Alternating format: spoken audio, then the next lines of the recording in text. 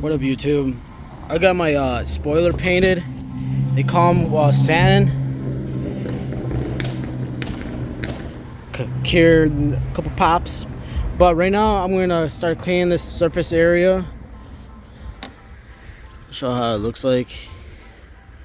Something like that I'm gonna have. I just like to have it painted to my truck.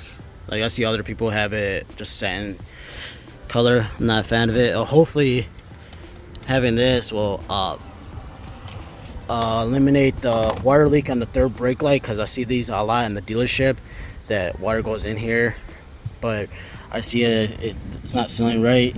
So hopefully this will help it prevent it. Let's see what we do. I'm gonna grab some paint there and start wiping this out. You can probably use paint thinner or rubbing alcohol. You just need to clean off all the dirt and debris on the paint itself. Now I grabbed the tape from the bottom and just peel it off so it can be in the side. And then they sent you this polyurethane adhesive sealant.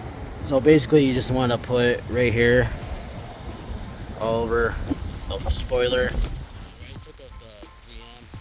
I made it as straight as I can. I'll let you guys look in a second. That's how the truck looks. Doesn't look too bad. Looks different from the other Ram trucks I see around here in Wisconsin. Let me know what you guys think. I just need to buff it out and make it look pretty again, but it doesn't look too bad in the truck. Now I need to get a customized rear spoiler to make it look more as a race truck. Thanks for guys for watching. Drive safe and stay dirty.